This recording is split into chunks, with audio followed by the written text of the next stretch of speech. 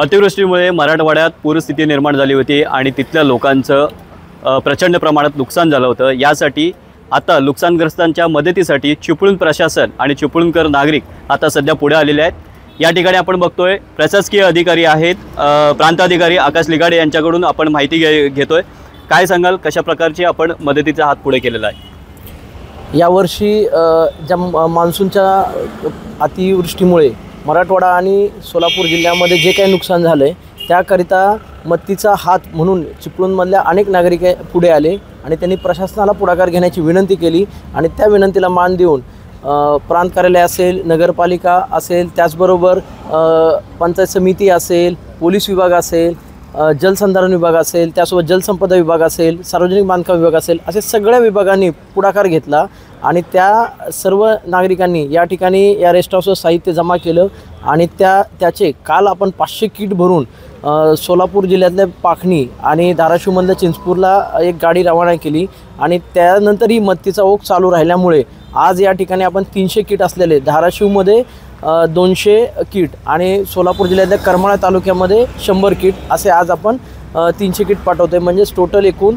चिपळूणच्या सर्व जनतेने आणि सामाजिक संस्था असतील, व्यापारी असतील किंवा राजकीय कार्यकर्ते असतील आणि प्रशासन असेल यांच्या माध्यमातून ह्या 800 किट सोलापूर आणि धाराशिव जिल्ह्याला पाठवण्यात येत आहे। आपल्यासोबत चिपळूणचे काही नागरिक सुद्धा आहेत। काय सांगाल, आपल्यावर सुद्धा चिपळूणकरांना मागे काही वर्षामध्ये पूर परिस्थिती निर्माण झाली होती, यावेळेची स्थिती आणि आत्ताची मराठवाड्यातली काय सांगाल? अत्यंत स्थिती बघता असं अतिशय वाईट वाटतं की जो आम्ही चिपळूणमध्ये भोगलेला आहे हा विषय, परंतु त्या मानानं आमच्या पटीनं 20 पटीनं जास्त त्यांना त्रास झालेला दिसतोय। कारण त्या शेती असेल किंवा त्यांच्या घराची जी स्थिती पाहता अतिशय बेकार परिस्थिती निर्माण झालेली आहे।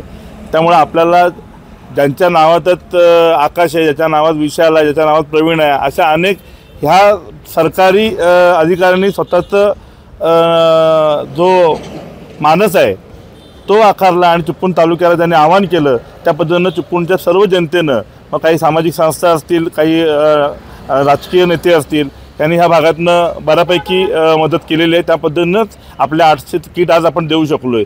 त्याचप्रमाणे मला जेव्हा पाणी भरलं तेव्हाच माझ्या मित्रांना सागर पाटील असेल, राजेंद्र पाटील असेल, अशा अनेक मित्रांनी फोन केला, आम्हाला पाण्याची गाडी लागेल। तेव्हा सोलापूरमधनं दीर्घायू नावाच्या पाण्याच्या कंपनीनं मला मदत केली आणि मी तिथून 700 बॉक्स पाठवू शकलो। आता पुन्हा मला एक फोन आला होता, उमेश मला 1000 पाण्याच्या बाटल्या लागतील।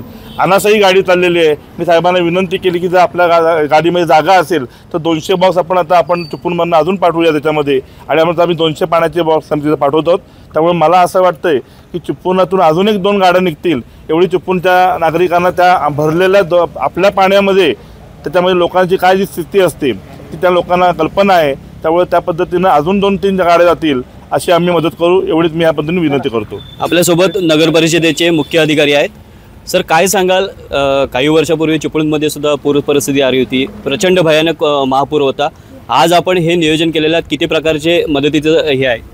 आपल्याला माहिती आहे की सन्माननीय प्रांतसाहेबांनी आवाहन केलं आणि त्यांच्या आव्हानाला चिपळूणकरांनी एवढा उत्स्फूर्त प्रतिसाद दिला आहे। आपल्याला पहिल्यांदा अपेक्षा होती की 300 किट बनतील, 300च्या 500 झाल्या, 500च्या 800 झाल्या आणि 800च्या देखील अजून वाढतील। तर अशा पद्धतीने जे देत आहेत, ज्यांनी दान दिलं आहे ते खूप मोठ्या मनाची आपल्या चिपळूणची सगळी जनता आहे। आम्ही प्रशासनाच्या वतीने त्याचं नियोजन केलं, त्याचं इथं किट बनवणं असेल आणि बनवलेले किट असेल, ज्यांची मागणी असेल त्यांना पाठवणं, हे काम आम्ही केलं। आणि आपण बघतोय की आज 800 लोकांना, 800 कुटुंबांना आपण अशा अडचणीच्या कालावधीमध्ये मदत केलेली आहे। आपल्या देखील अडचणीच्या कालावधीमध्ये देशातून असेल, महाराष्ट्रातून सगळ्या ठिकाणाहून मदत आली होती, ती भावना मनामध्ये आहेच। पण कदाचित फक्त आपल्याला मदत केली म्हणूनच आपण मदत केली पाहिजे असं नाही आहे। तर स्वतःहून ज्यांना कोणाला त्या मागच्या आपल्या 21च्या पुराचा फटका बसला नसेल त्यांनी देखील स्वतःहून इथे येऊन मदत केली आणि फक्त साहित्य देऊन मोकळे झाले नाहीत, तर किट बनवण्यासाठी ते त्यांचे हात झटत होते। ही देखील खूप मोठी गोष्ट आहे।